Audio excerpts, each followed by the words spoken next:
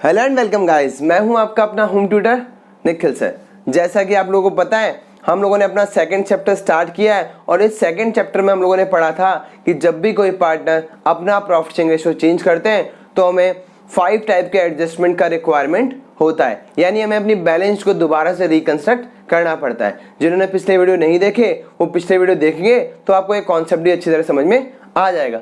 हम आज पढ़ने वाले हैं एडजस्टमेंट नंबर सेकंड, क्योंकि फर्स्ट एडजस्टमेंट यानी calculation of sacrifice ratio and gain ratio ये हम अपनी लास्ट क्लास में पढ़ चुके हैं। तो सेकंड एडजस्टमेंट है हमारा goodwill and there classification and adjustment, जो कि हम आने वाली क्लासेस में डिस्कस करने वाले हैं। तो गुडविल आपने क्लास 11 में भी पढ़ा होगा।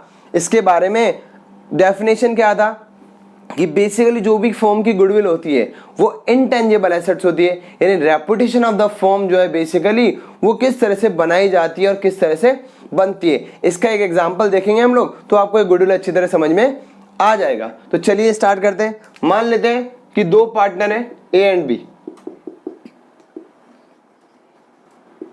इन्होंने मिलकर के एक बिजनेस ओपन किया है। मान लेते हैं इन्होंने एक रेस्टोरेंट ओपन किया है।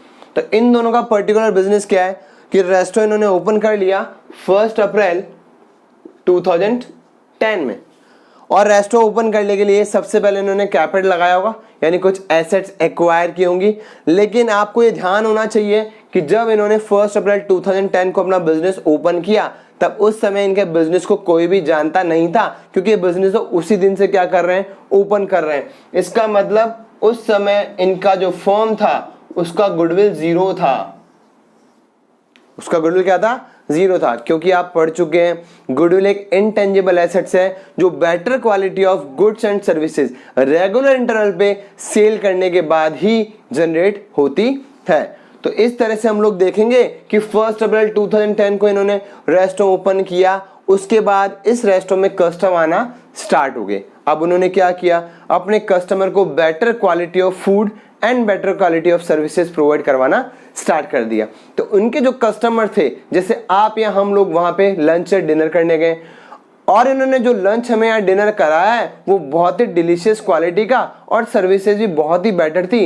तो हम जो कस्टमर हैं, आप और हम, वो एकदम सेटिस्फाइड हो गए। दोबारा हम लोग क्या करेंगे, इस रेस्टोरेंट में जाने की सोचेंगे। और जैसे हम अपने फ्रेंड्स या कलीग्स या फैमिली के पास कभी लंच या डिनर के बारे में डिस्कशन करेंगे तो हमारे दिमाग में ये रेस्टोरेंट जरूर स्ट्राइक कर जाएगा। ऐसा आपने भी देखा होगा। आप क्या कहोगे कि यार पर्टिकुलर जगह का लंच और डिनर बहुत अच्छा है, या फिर आप पर्टिकुलर जगह कहीं पिज्जा खाने चले गए, आपको लगता नहीं पिज्जा खाना है तो उस पर्टिकुलर जगह खाना है। इसका मतलब गुडविल मेंटेन करने वाले आप और हम लोग, यानी कस्टमर ही किसी फर्म की गुडविल को बनाते हैं और बिगाड़ते हैं। और उसका क्या रीजन है, अगर आपको better quality of foods and services मिल रही है तो आप ऐसी जगह बार बार जाना पसंद करेंगे और अपने फ्रेंड्स और फैमिली को भी वहां ले जाना स्टार्ट कर देंगे।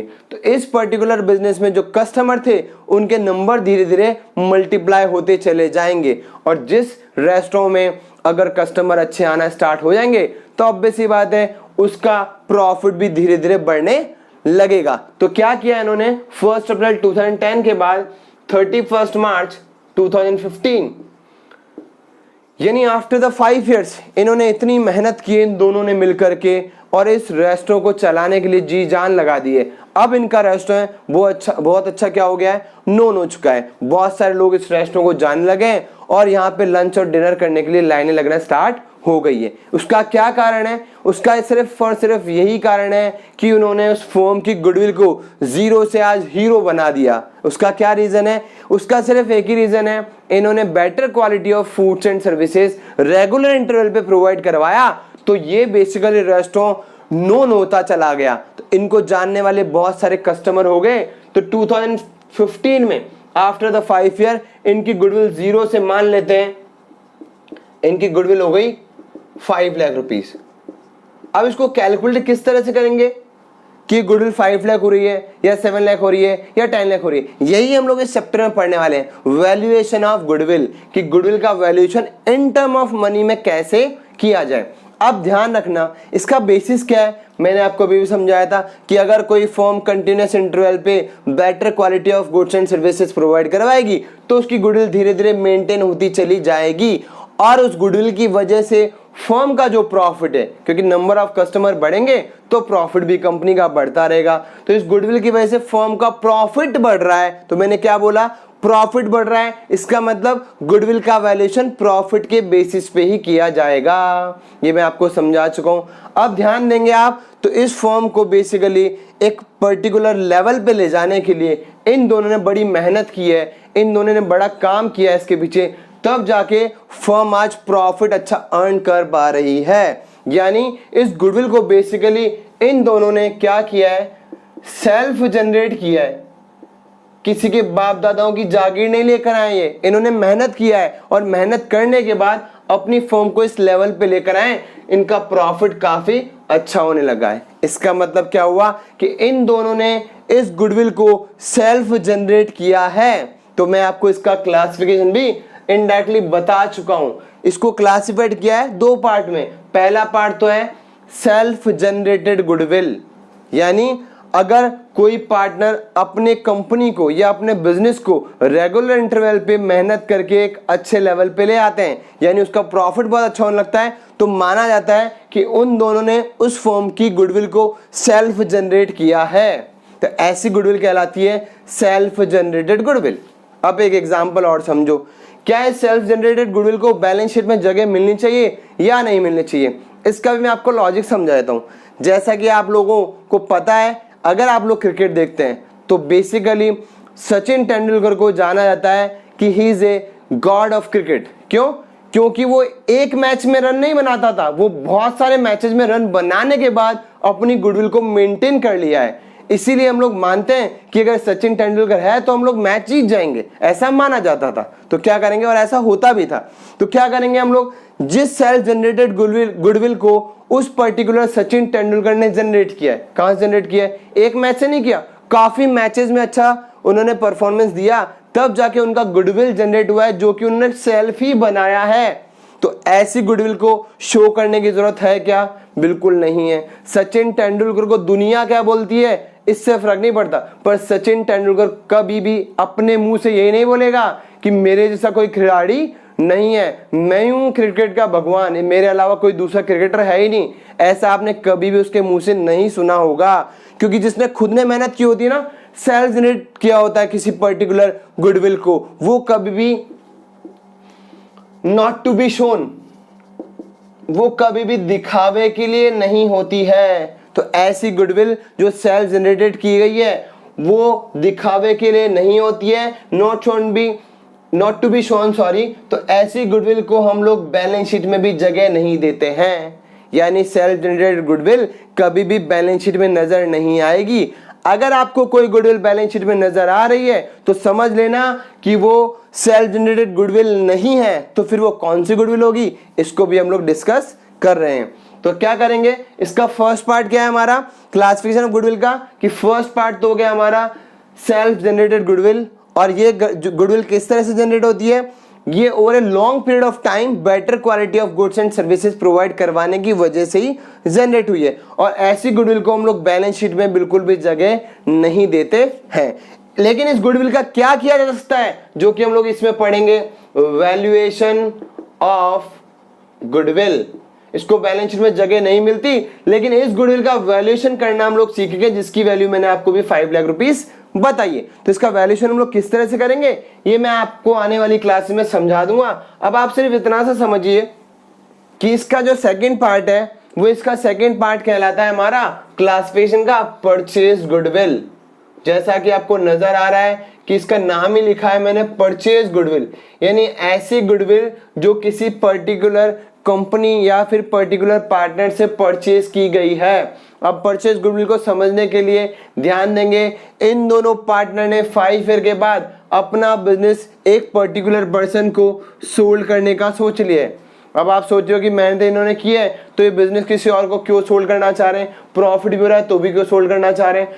हो सकता है ये दोनों पार्टनर जो है बेसिकली वो इस बिजनेस से उतने सेटिस्फाइड नहीं है जितना कि इन्होंने सोचा था, यानी इनकी एक्सपेक्टेशन जो है वो इस प्रॉफिट जो ये कमा रहे थे उससे बहुत ज्यादा है, या फिर इन्होंने सोचा बिजनेस हमारे लिए नहीं है, किसी और फील्ड में वर्क करना चाहते हैं। तो इन्होंने 5 ईयर के बाद ये बिजनेस इस पर्टिकुलर पर्सन को एज इट इज सोल्ड कर दिया। यानी वो रेस्टोरेंट जो इन दोनों ने खोला था वो ऐसा का ऐसा रेस्टोरेंट, यानी वो बिल्डिंग और इस बिल्डिंग का जो फर्नीचर है वो एज इट इज इसने क्या किया, इस पर्टिकुलर पर्सन को सोल्ड आउट कर दिया और उसके कंसिडरेशन बदले में उससे कुछ अमाउंट ले लिया। अब इसको समझिए, ये आप क्लास 11 में भी पढ़ चुके हो, जब ये पूरा का पूरा बिजनेस इससे परचेज कर रहा है यानी उसकी जो भी एसेट्स हैं वो भी एक्वायर कर लेगा और लायबिलिटीज हैं वो भी एक्वायर कर लेगा। ये आपने क्लास 11 में एंट्री पढ़ी होगी। मान लेता हूं उसकी जो बिल्डिंग और फर्नीचर का वैल्यू है वो 50 लाख रुपीज है, यानी इस पर्टिकुलर पर्सन को इन दोनों पार्टनर को कितना पैसा देना था, 50 लाख रुपीज। लेकिन अगर उन्होंने कुछ लायबिलिटीज भी एक्वायर किया है तो 50 में से 10 लाख रुपीज कम, यानी 40 लाख रुपीज ही पे करेगा। ये 40 लाख रुपीज कहलाता है परचेज कंसिडरेशन। यहाँ पे जिसको पे कर रहे हैं उसका नाम लिख लेंगे, लेकिन मैं आपको बता रहा हूं कि ये परचेज कंसिडरेशन जो है ये अमाउंट आ गया हमारे पास कितना, 40 लाख रुपीज। अब ध्यान देना, जो आपको एसेट्स दिख रही है उस बिल्डिंग और फर्नीचर के बदले तो वो उसको 40 लाख पे करने को तैयार हो रहा है, जो चीज दिख रही है। लेकिन हम लोगों ने पढ़ा था ऐसी एसेट्स जो कि इनटेंजिबल है, जो कि गुडविल है, जो इन दोनों ने 5 ईयर में सेल्फ जनरेट की थी और इसका बेनिफिट इसको डायरेक्टली मिलने वाला है। इसको वहां रेस्टोरेंट में सिर्फ कस्टमर को क्या करना पड़ेगा, मेंटेन करके रखना पड़ेगा, क्योंकि कस्टमर आना तो पहले ही स्टार्ट थे, वो बिजनेस ऑलरेडी वेल सेटल हो चुका था, प्रॉफिट भी कंपनी कमा रही थी। तो ये जो दोनों पार्टनर है वो 5 ईयर जो मेहनत की है उसके बदले इस पर्टिकुलर पर्सन से जो फिजिकल एसेट दिख रही है उतना तो पैसा लेना ही लेना है, उसके अलावा भी कुछ अमाउंट वो उससे लेने के लिए कहेगा। मान लेते हैं उसने ये बोला इन दोनों पार्टनर ने कि भाई तू हमें 40 लाख की जगह 45 लाख पे कर। क्यों? क्योंकि हमारा जो बिजनेस है बेसिकली उसमें 5 ईयर का जो मेहनत किया है और जिस गुडविल की वजह से तुझे बेनिफिट होने वाला है, क्योंकि ये गुडविल तू क्या कर रहा है, हमसे परचेज कर रहा है, तो इसके बदले में कुछ अमाउंट तो पे कर। तो मान लिया हम लोगों ने, आपने देखा इसका टोटल डेबिट और क्रेडिट में बराबर नहीं था, तो ये जो डिफरेंस अमाउंट है वो इधर आ रहा है, तो ये डिफरेंस अमाउंट ही किससे क्लोज होता है, गुडविल से। आपने क्लास 11 में एंट्री पढ़ी होगी नहीं, अगर डिफरेंस इधर की जगह इधर आता तो फिर किससे क्लोज होता, कैपिटल रिजर्व से। उसकी डिटेल ज्यादा नहीं पढ़ेंगे, सिंपल सा मैंने आपको बता दिया। अब क्या है, ये पार्टनर जो है बेसिकली वो उसको, ये पर्टिकुलर पर्सन है सॉरी, वो इन दोनों पार्टनर को क्या पे करने वाला था, 40 लाख रुपीज, लेकिन अब कितना पे कर रहा है, 45 लाख रुपीज। यानी 5 लाख रुपीज जो एक्स्ट्रा पे कर रहा है वो किसके कर रहा है एक्स्ट्रा पेमेंट, गुडविल का पेमेंट कर रहा है, जो इन दोनों पार्टनर ने मिल करके उस बिजनेस की बनाई थी और वो बिजनेस पर्टिकुलर पर्सन को सोल्ड कर दिया। इसका मतलब अब जहां जो इस पर्टिकुलर डेट पे इस पार्टनर के पास जो गुडविल नजर आ रही है वो गुडविल इन दोनों पार्टनर की गुडविल है, उसके बदले यानी उसके कंसिडरेशन में इस पर्टिकुलर पर्सन ने इन दोनों पार्टनर को 5 लाख रुपीस का एक्स्ट्रा अमाउंट पे कर दिया है। तो ये जो गुडविल है ये कहलाएगी परचेज्ड गुडविल। क्या कहलाएगी ये, परचेज गुडविल। अब ध्यान दो, जिसके बदले आप कुछ क्या करते हो, पेमेंट करते हो, उसको बैलेंस शीट में दिखाओगे क्या, तो मैंने लिखा है it is shown in books of account. In books of account का मतलब हो गया बैलेंस शीट, यानी ऐसी गुडविल को बैलेंस शीट में दिखाया जाता है, यानी ये शो ऑफ करने के लिए होती है। अब इसका भी एग्जांपल देख लो, अगर आप कोई गाड़ी परचेस करके लाए हो, यानी जिसके बदले में आपकी जेब से कुछ पेमेंट गया है, वो चीज दिखावे के लिए होती है। हाँ बिल्कुल दिखाते हो, अगर आपने नई गाड़ी परचेस कर ली तो कि हमने गाड़ी खरीदी है तो आप सब मिठाई खाओ, या व्हाट्सएप पे स्टेटस लगा दिया, या सभी लोगों को बता दिया हम लोग गाड़ी खरीद लाए। तो क्या कर रहे हैं, जिसके बदले आपकी जेब से कुछ पेमेंट जा रहा है वो चीज दिखावे के लिए बनी है, इसीलिए it is shown in the books of account. यानी जब भी आप किसी गुडविल को बैलेंस शीट में देख लो तो समझ लेना कि वो गुडविल परचेज गुडविल है। तो इस तरह से हम लोगों ने समझ लिया कि परचेज गुडविल क्या होती है, उसको हम लोग कैसे कैलकुलेट करते हैं। तो ये वाली जो गुडविल है ये तो कैलकुलेट करने की जरूरत नहीं पड़ती, ये तो जो एक्स्ट्रा अमाउंट, जितना अमाउंट पे करना था उससे कितना एक्स्ट्रा पे किया है, that amount is called goodwill. और इस गुडविल का वैल्यूएशन जो कि सेल्फ जनरेटेड है वो करना इतना इजी नहीं है, तो इसको हम लोग अपने आने वाली क्लासेस में पढ़ेंगे, जिसका कि जो बेस है वो प्रॉफिट कहलाएगा। तो चलिए मिलते हैं हम अपनी अगली क्लास में।